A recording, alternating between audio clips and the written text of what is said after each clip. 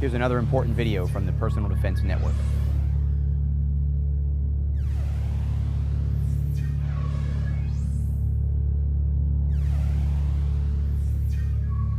Sometimes the flashy thing doesn't necessarily make it wrong, right? And even if you look at something and you're a little skeptical, well, this is one that, just like you've seen great success personally with that inertial extraction, I've also seen students have great success with the idea of using the boot, but not maybe in the traditional way, to go ahead and get that gun back into battery after a one-handed reload.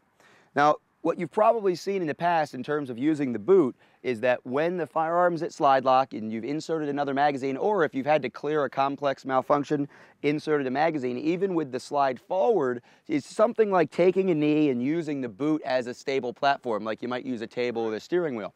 Well, it got me thinking. I saw a student one day with the gun actually at slide lock trying to do that standing up. And of course, that's a little bit of fine motor skill, a little ballerina going on, not something we necessarily want to see students doing.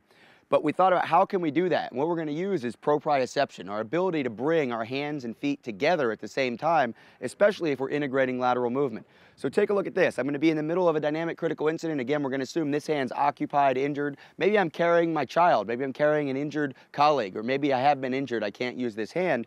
I'm in the middle of a fight. I reach slide lock. I recognize slide lock, bring that gun back in. Of course, I'm going to be moving, drop that magazine. Now, here's the trick. A lot of times when I'm carrying appendix, I'm carrying inside of a belly band. That belly band isn't going to allow me to go back in like this good sturdy holster is.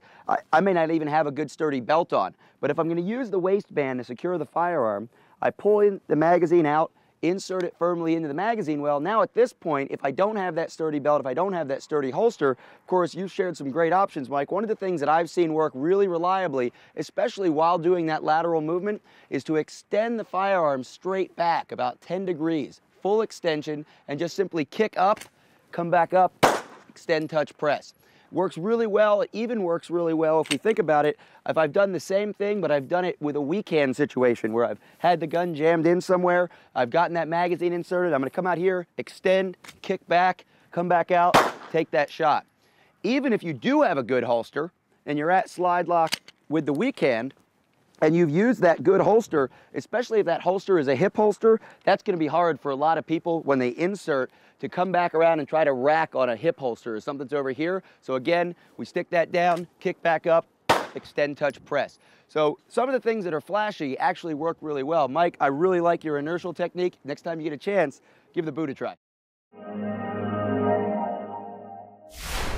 Check out more videos just like this one at the Personal Defense Network.